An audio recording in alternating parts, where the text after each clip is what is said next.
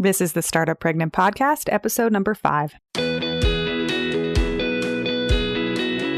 Welcome to the Startup Pregnant Podcast, where we talk to creative leaders about what it means to be an entrepreneur and a parent.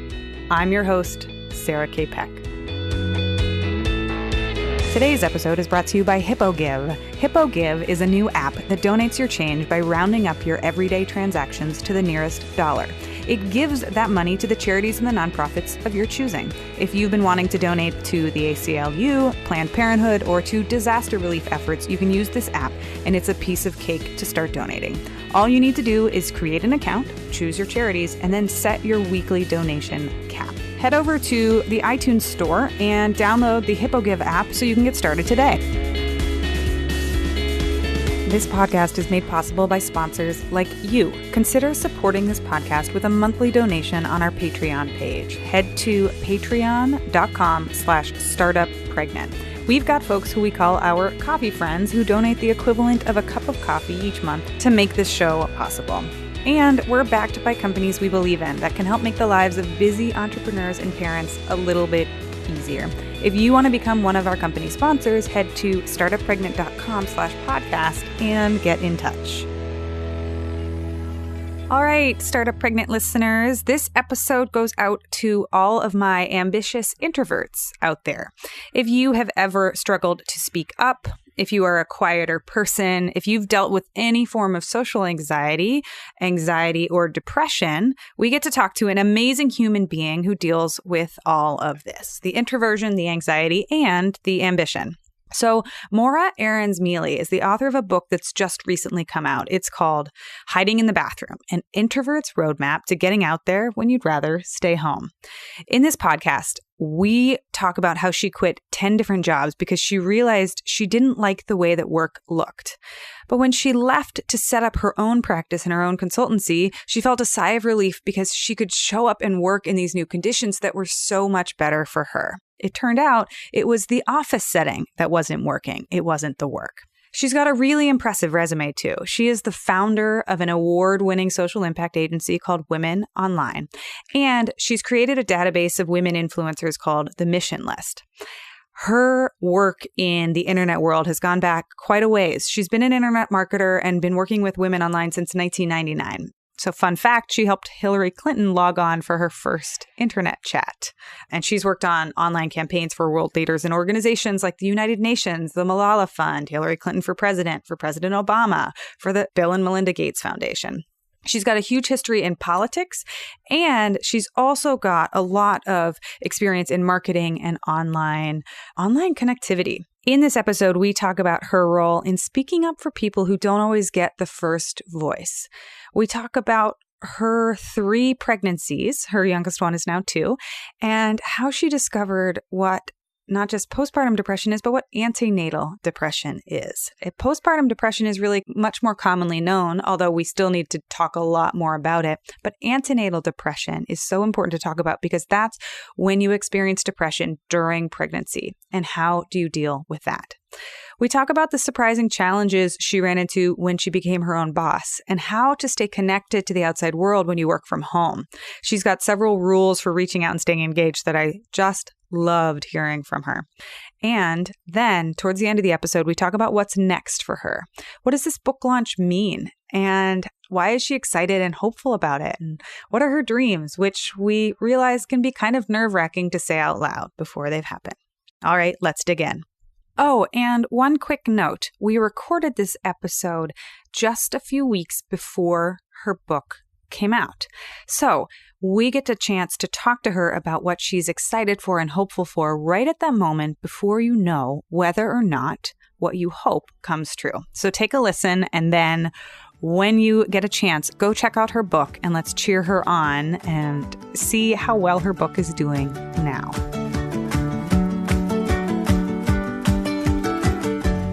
All right, everybody, I've told you a lot about Morra in the introduction. She is working on a book right now that comes out really soon. So, Morra, welcome to the show. Thank you, Sarah. I'm so happy to be here. So the first question I want to ask you is a question I love giving people. What was today like for you? What was your morning like? Well, it was my 2-year-old's first day at nursery school. And so that is, of course, bittersweet. She's my youngest child of 3, and I love nursery school. Like, I want to come back as either a student or a teacher at a really wonderful nursery school. Like, it is just the happiest place you could be, right? And so, but she's my last one to go through. So I was really excited for her, and she was so brave, but I was also sort of sad because she's getting so big. So I did that. And then I had to get my other 2 kids off to school, and one of them was crying. So that was that, like mornings are always a mixed blessing because it's always that moment of like, everyone's gone. And I work at home.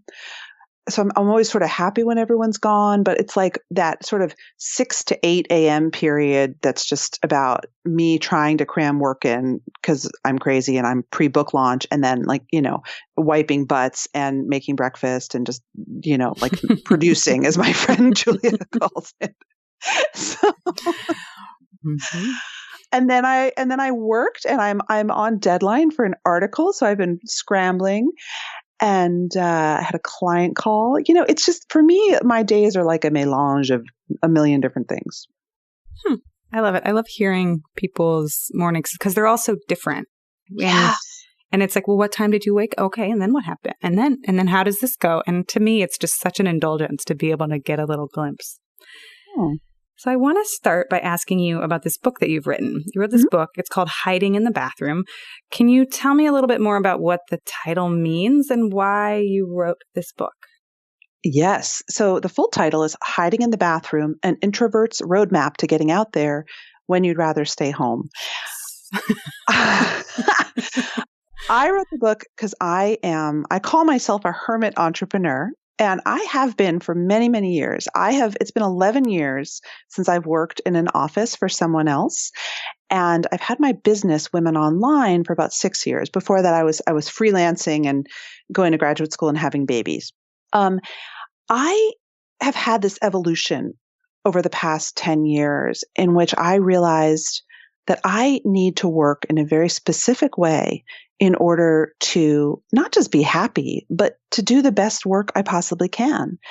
I quit like 9 jobs before I was 30. I was talented and ambitious. I still am very ambitious and smart and lucky.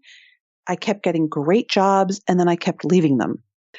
And I thought that it was because I didn't like what I did for a living. I went so far, actually. I was a marketer. I worked in digital marketing first for for women's websites. And then I actually changed and I went to work in politics, and I did online fundraising and digital fundraising and blogging. And it was great. I mean, I had a great sort of area, right? A very fast growing area. And so it was easy for me to get new jobs, but I kept quitting them. I was so unhappy. I would cry in the bathroom all the time.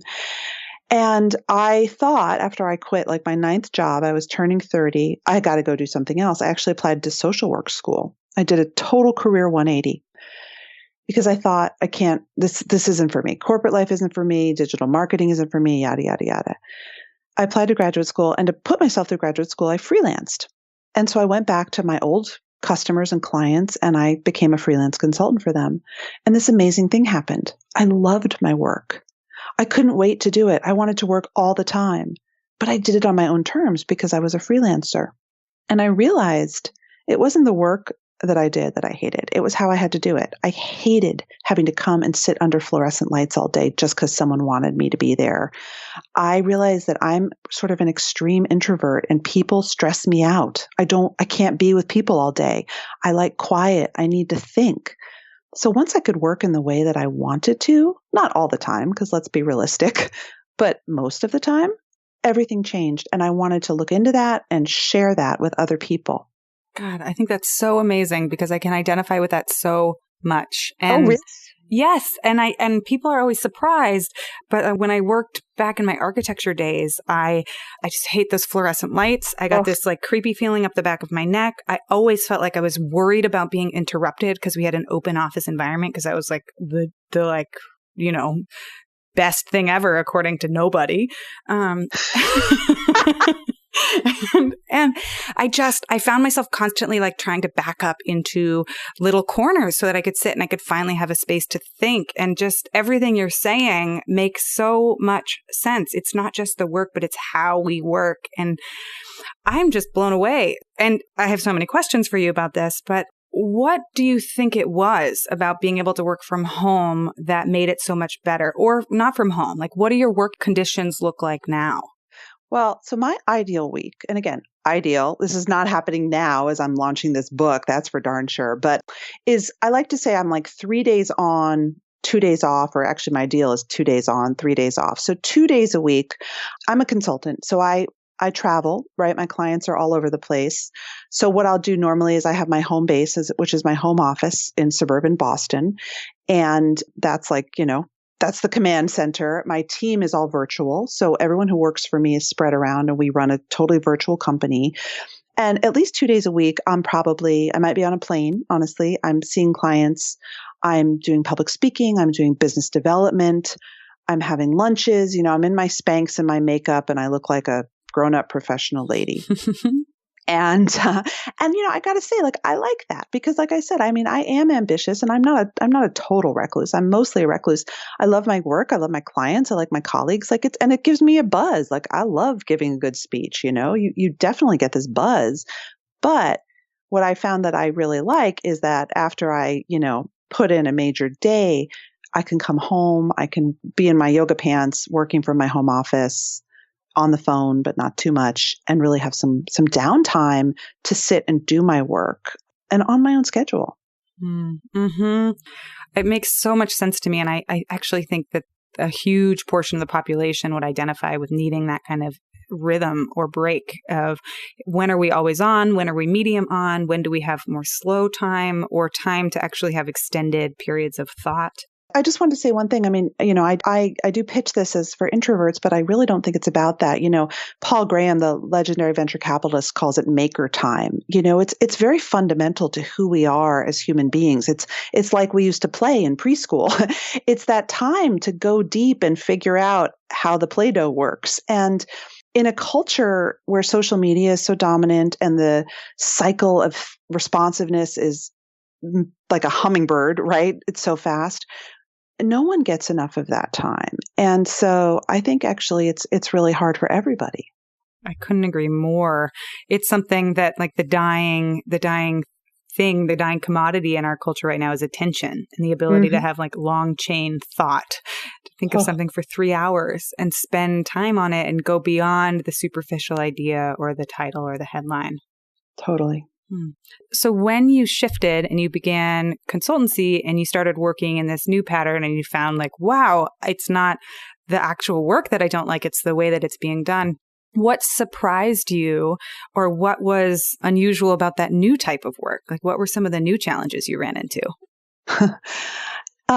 There's some that are, I think, particular to my certain kind of temperament and some that are probably more common. For me, it's interesting because I'm not a depressive, but I have complicated emotions. I have anxiety and I go through up and down periods. And one of the things that is hard when you work for yourself and you work from home is if you're having a low day, if you have the blues, whatever, it's sometimes really hard to motivate.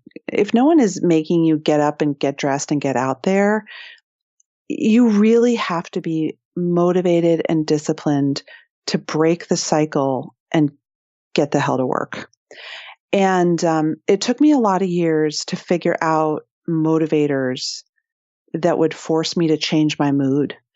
And honestly, the most simple one is either to like leave the house, even though I don't want to, or have some sort of phone call or interaction with someone that makes me get out of my own head and my own sort of ruminating cycle and pick up my energy again. You have to make sure that you manage your energy and your emotions when you work on your own.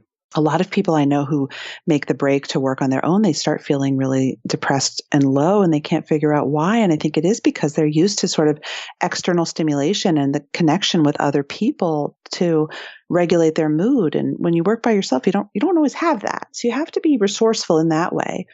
And then, I think the other thing is sometimes feeling like you may not have peers and mentors, which is, of course, a piece of leadership no matter what. It can be a bit lonely. But if you literally don't sit with peers and mentors all day, how do you cultivate that community? Where do you go when you have a tough question or when you even just want to get someone's opinion on something? You have to build in those systems. Oh my gosh, Morra, you are speaking like directly to me at the moment. So what's your system? I'm curious. Well, so actually, Kurt Vonnegut wrote this amazing, there's like a book of his commencement speeches, and he wrote this one piece that's like, human beings need 50 people. And I, in my geeky way that I do, I ended up being like, okay, well, what would it look like to 50 people a month? That sounds like way too many. But then I did it and I was like, well, that's about 12 people a week. And I started tracking on my calendar how many conversations I had. And when I have at least 12 conversations a week, I feel normal. Like I'm like, oh yeah, I'm myself. I've got confidence. I know what I'm doing. I've like bounced my ideas around with enough people. And these aren't client calls. These aren't consultant calls. This isn't a performance, because I think those are very different things. Performing and being energetically doing my work is different than like unraveling a thought out loud with a friend. And when I forget to talk to peers, or I forget to have those water cooler conversations, then that's when I spiral. And by like Friday afternoon, I'm like, I don't know if my business is working. I don't know what I'm doing. You know? It's the scaffolding, you know? Actually, it's so funny you say that, because I have something in the book, which is much more biz dev focused, which is my husband taught me. He's an entrepreneur. He said, the 10 touches. So one of the things that you really have to do if you do run any kind of business where you're on your own is you actually have to build in that system. So I make the 10 touches every week, which is, again, just sort of keeping my network fertile, right? And it's not always reaching out and pitching clients. It could be, touching base with an old colleague. It's not quite the same though as consulting a friend with a piece of advice. It's not that. It's sort of keeping the network growing and active when you don't physically see people. But it's a similar principle. And I think whatever works for you, it does make sense to have that scaffolding. So by 10 touches, you mean like reaching out and making contact with somebody about an idea, or even being like, hey, I saw your podcast, something. Okay. Right. Or wow, I ran into so-and-so at the airport 2 weeks ago, and he said that you were in this great new job. And wow, just again, because it's all about the relationship. And for me as a hermit entrepreneur, I'm nothing without people on the outside. So Right. I have to keep that growing. Plus I like it, it's meaningful. So you just mentioned something that I think is really important too, about mood. And I was looking at your recent Twitter feed before we got on this call. You recently tweeted this article about a pregnant woman who has depression. And you also shared another study that shows that up to 20% of kids have mental issues at schools, and they're going unnoticed or untreated. And so this makes me realize, or kind of think, when I think about your body of work, if I can lightly summarize, about what it means to have an experience that's maybe like not the quote unquote normal experience. To be an introvert, or even to be a woman, or to be a different looking entrepreneur, or to have mental issues like anxiety and depression. What does it mean to you to be focused on opening up a lot of these conversations? Like, tell me about that as important to your work. Oh, I'm so honored. No one's ever asked me that question, and I'm really honored that you did.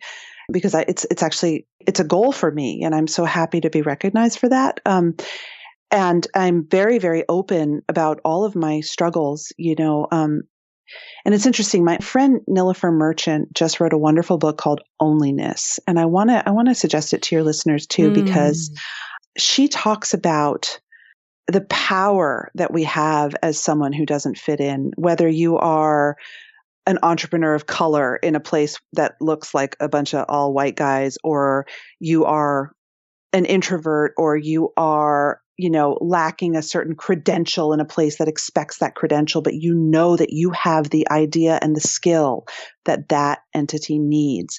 And I just love that, because I think that, and this is another reason why I wrote the book, there are so many of us who feel that we don't fit in temperamentally into the model of success that we were all raised with, which is, let's face it, like the normative model is an alpha white straight man talking, like the powerful totemic leader. And I have met too many people who don't fit that mold. We all have, who have given up on their dreams and their intrinsic motivation to do something great because it's hard not to fit in. And, for me, I'm so privileged. I got a great education. I never, I always had plenty of money. Like I come from privilege, so I'm very open about that. I'm white, I'm all that stuff. But my difference is that, I always was really depressed. I had panic attacks. I still have crippling anxiety. I am an introvert. My daily life is a negotiation between the piece of me that wants to hide and stay in bed, forget the bathroom, like hide in bed, and the piece of me that wants to get out there and kick butt. And so I really want to talk about that. And I want to hear other leaders' stories, because we're all faking it. Like, let's face it, Yes. everyone's insecure. Everyone's faking it, but we can't talk about that. And I think that's like one of the things I find so beautiful about your work is that you are talking about it, and you've got this pedigree, like this amazing background. It's like, I read it and I get intimidated, because this is what we do when we look at each other online. We're like, oh, we got it's wow. Fun. Please, yeah. That's what we do. That's why it's online. I mean, no offense. Totally. I have to make you feel that way so that you want to talk to me, so that I can Totally. But it's so impressive. And then hearing you also give voice to this other conversation, all part and parcel with it, is such a relief to hear, because like the world is made up of introverts and women and people who don't look a certain way. So when you are confronted with what is the quote unquote, and I'm using air quotes, but it's a podcast, so no one can see me. When you're confronted with what is normal, let's say you go into a conference room and there's a lot of really loud, lower decibel voices in that room. What are some of the strategies that you use to stay present and stay grounded, or to make sure that your ideas get the attention they deserve if maybe you don't show up in that way? Yeah. I mean, that is the question, right? For all of us. And the truth is, you may not be heard. We've all had that experience, I bet, of having an idea that you say in a meeting and it not being heard. And then 10 minutes later, someone else says it and it's the best idea since sliced bread. So, that's unfortunately the battle. But I mean, for me, and I write this in the book, I will say one thing, which is that no one is born knowing how to do Excel or PowerPoint. And most people aren't born knowing how to work a room or pitch a business case. It's a skill.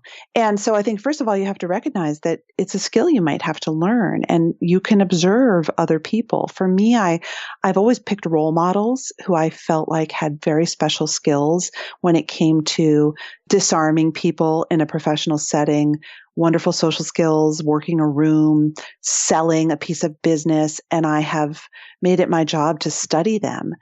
And I'm not quiet. I'm an introvert, but I am not quiet. I'm loud. I talk a lot. And I'm also 6'1". Like, I don't actually have problems taking up space. So that's not my issue. I get crippled with anxiety when I'm in a situation like that. And so I've had to learn how to turn off the anxiety so that I can focus. And the way that I've done that is by always trying to know my stuff cold, right? Like, I don't usually riff. I used to riff a lot and blurt things out, and it didn't work for me. So over the years, I've learned actually to sort of talk less and prepare so that, I'm in control and I'm not blurting at the expense of my anxiety. And, to try to beat them at their own game, honestly, learn what works. I can honestly say that even though I have social anxiety and all that stuff, I do feel like I can give a speech or pitch with the best of them because I've put in the training and the work.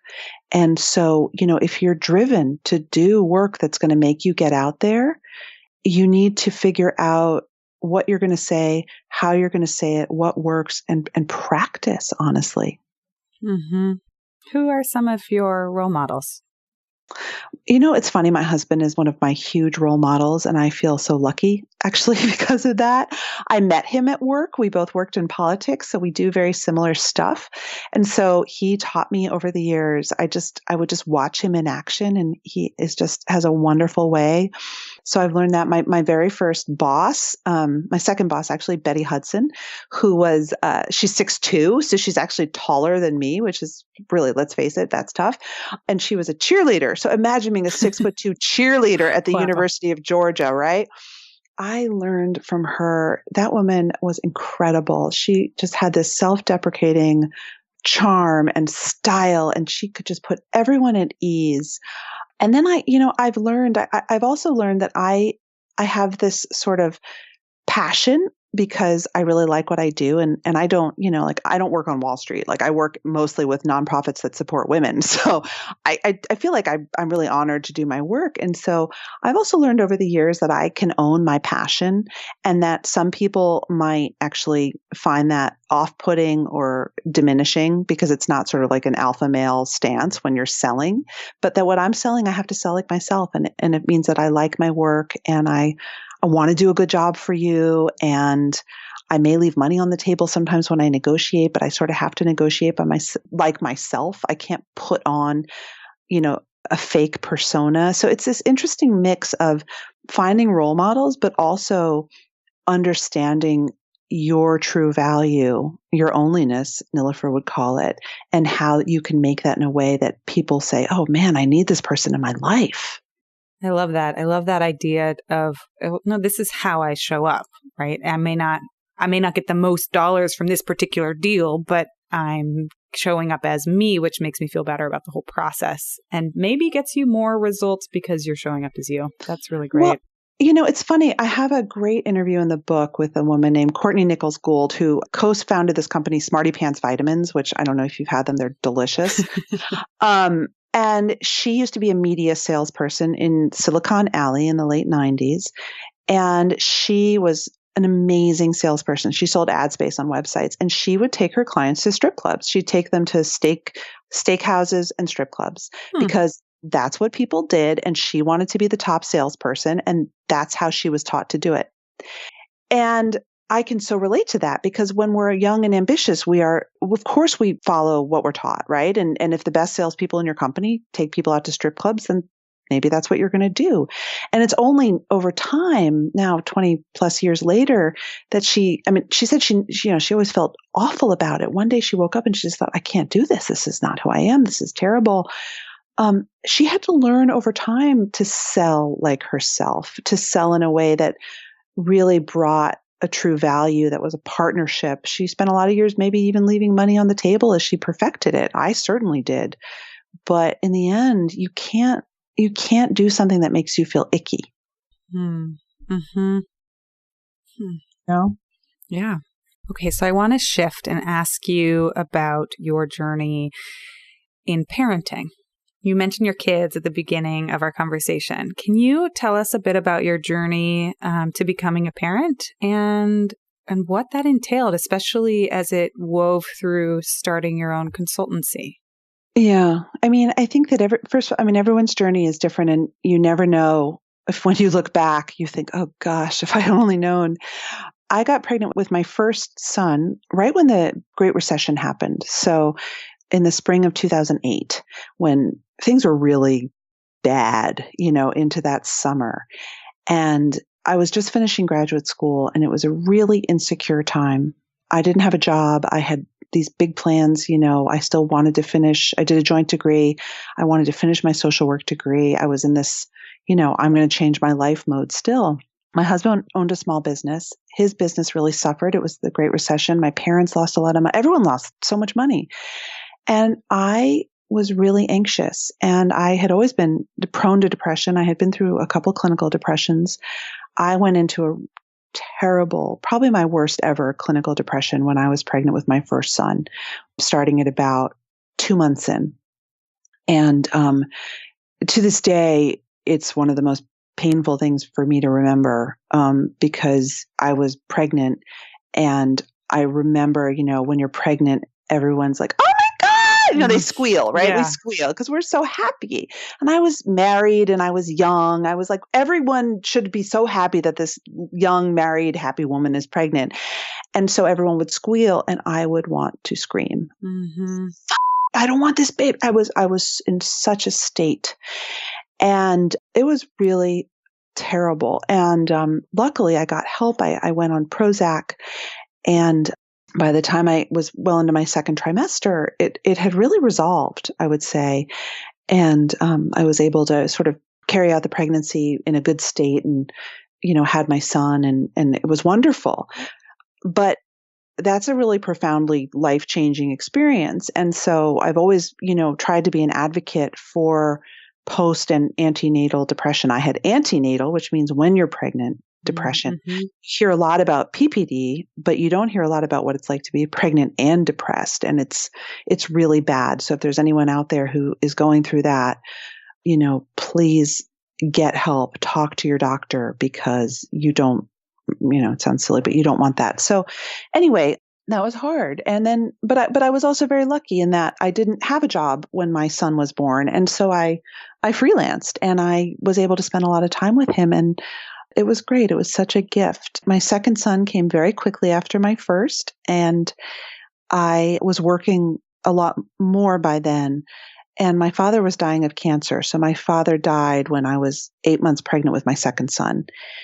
And that was hard. That was very sad. And, it really took the wind out of my sails professionally too, because it was a major, just a moment. And so I felt like, with my career, it was always 2 steps forward, 2 steps back. I ended up never going for that social work degree. I have half a social work degree. I kept doing the digital freelancing. And then I decided it would be a business. And so when my second son when I was just coming out of the fog, I'm trying to think, a couple months old, I really started working intensely. And I thought, this is going to be my business. I know it. It's going to be called Women Online. We're going to do digital marketing that mobilizes women for good. And I really started sort of formalizing things. And then I had my third child, Josephine, in 2014. So there's a bit of a gap between my first 2 and JJ. And with her, I took no maternity leave. I just sort of worked from bed, which is cool. I'm lucky I can do that. Only to say that everyone's maternity plan and parenting plan and work is so different, Yes. And I am a big believer in thinking, I maximize flexibility. That's always been my mantra. How much money do I have to earn to help support my family? And how can I maximize my flexibility? That's been the story of my business. It hasn't been maximizing income, frankly, or growing. It's been, how can I have these 3 kids, see them, work from home, which is really important for me, not just for my sort of reclusive tendencies, but also because I love to be around during the day, Mm-hmm. my kids. And how can I make it all work? I mean, that's been my quest. Like, how can I pay the bills and get enough professional satisfaction while trying to spend as much time as possible with the kids? So what does that look like on the daily basis? Do you have limited hours? Are you home when they're home from school? So I wish I could say, right, I have to say it really ebbs and flows. I've had periods where I have worked very little, like a part-time schedule for the whole year. And I've had periods like right now, writing a book and running a business where I work all the time, 80 hours a week. I don't go to an office. So people still think I'm around to see the plumber and the kids still think I'm home. It's a little hard. I mean, that is a tough thing, but I'm always working and I'm always ignoring the children and my head's down on the laptop. I feel horrible about it. So it's not predictable and you sort of do what you have to do. I mean, I've had times, where I've overindulged the flexibility a little bit. I've spent too much time with my kids. I haven't paid enough attention to biz dev, and one day I'll look at my bank account and be like, oh God, I guess I better get out there again. And then I've had times like now where I'm putting way too much effort into work and my kids are a bit neglected. And then I also have to say, okay, I have to reset on that. Like, to me, what I try to do is every 6 months, I try to look at it and say, is this what you want? Is this the balance? And that's the best I can do, but it's all about trying to maintain the flexibility. When I feel like I'm working so much and I'm sad and I'm getting up at 4 a.m. to take the shuttle and I don't want to Washington to see clients, I remind myself this is a choice. You're taking the shuttle today because you want the flexibility next week to be able to be at home, when it's your daughter's first day of school or whatever. Mm-hmm. Mm-hmm. Mm. This is so fascinating to me. And I want to not rush over the story that you told too about your father dying while you were in the middle of your second pregnancy. I think to pull from this a little bit, one of the things I'm hearing is that life doesn't stop. It's not like we get pregnant and then everything else just keeps on going. Oh, hell no. And there's just so much that happens, and it's magnified and it's harder and it's more intense. And it also, back to the theme that we were touching on before, life doesn't look a certain way either, right? There isn't a standard pregnancy. And I really appreciate what you said about, people squealing.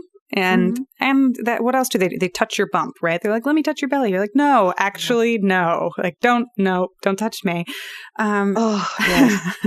Right. And they have opinions. Mm-hmm. Yeah. And it's not a question. It's just kind of an acknowledgement of what a challenge it can be to be in this heightened kind of emotional and physical state, this extremeness of what pregnancy can be, and to then have all of it. For you, the 2008 recession and dealing with, what did you say? Antenatal depression? Is that the phrase? Antenatal. Yeah. Antenatal. And then your father, like.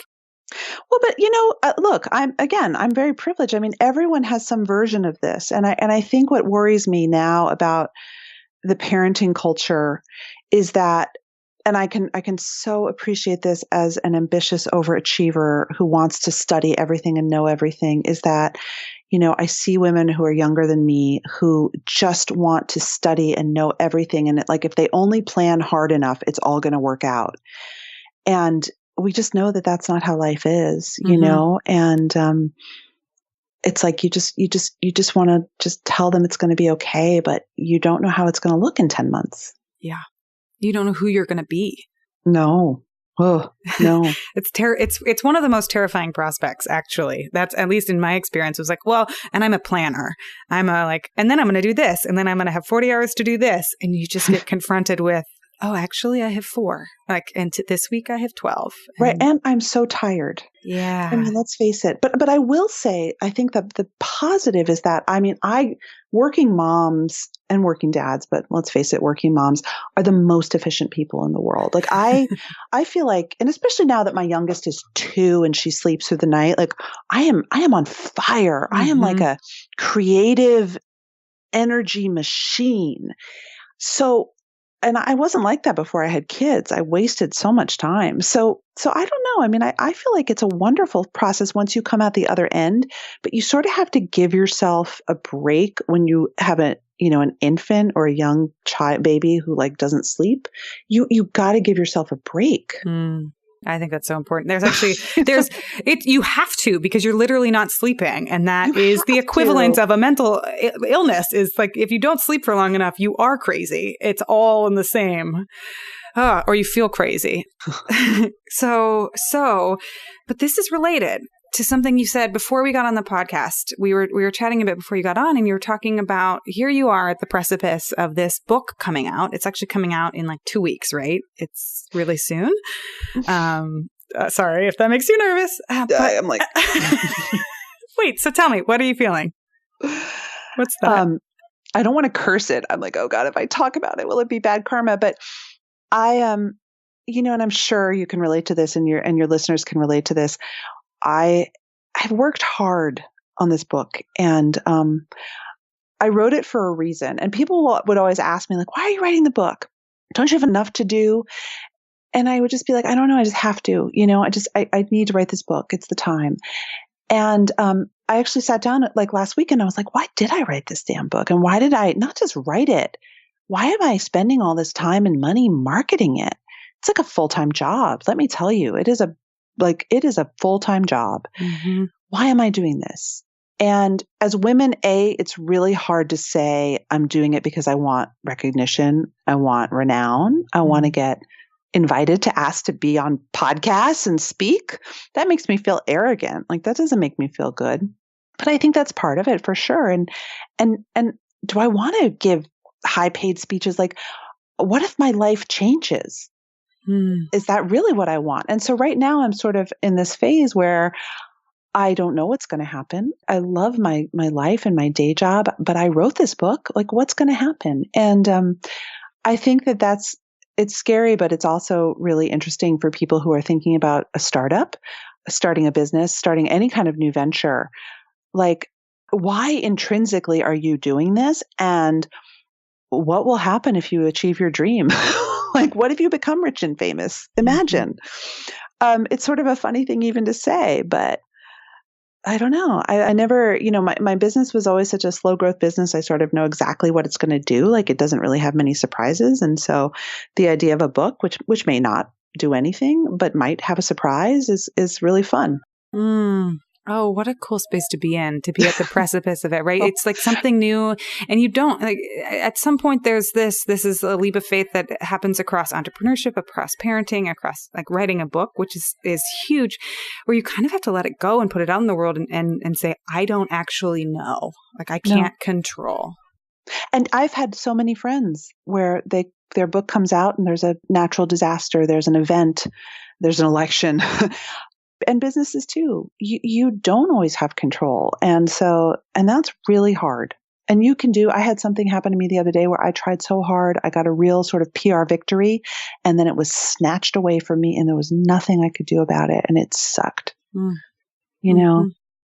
it's not personal, right? And this is the crux of the fickle nature of the universe we live in too. Sometimes we're just like, why did those things line up in that way?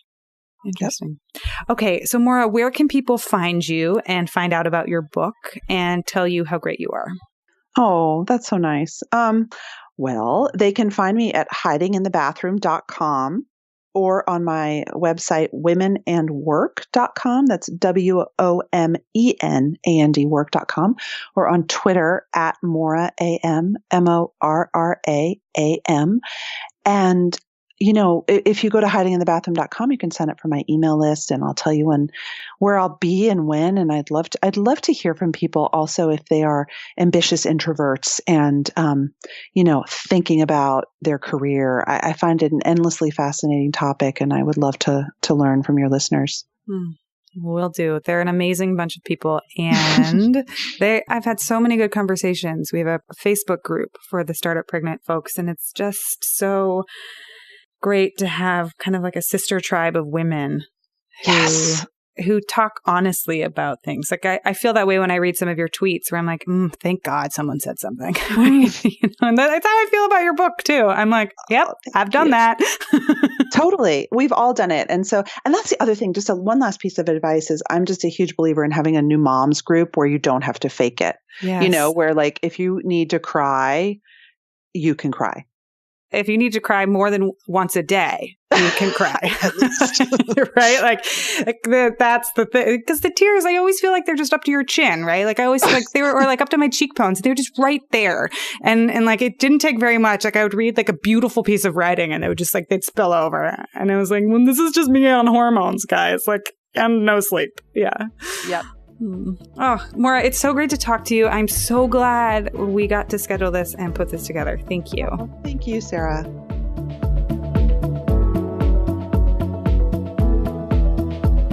Do us a favor and give us a review and a rating in iTunes or wherever you listen to podcasts. We are a brand new show, and your ratings and reviews help tremendously in getting the word out. And please hit subscribe.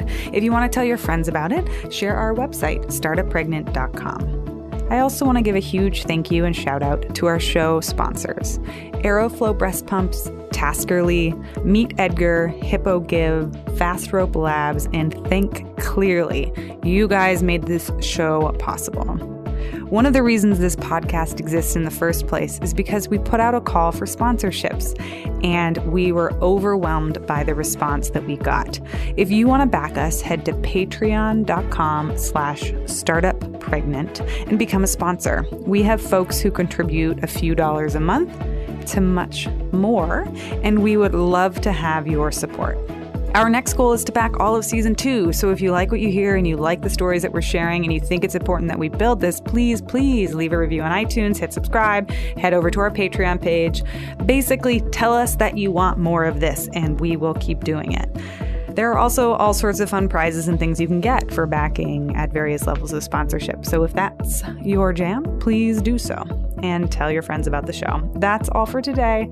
Thank you so much for listening, and I will see you on the next episode.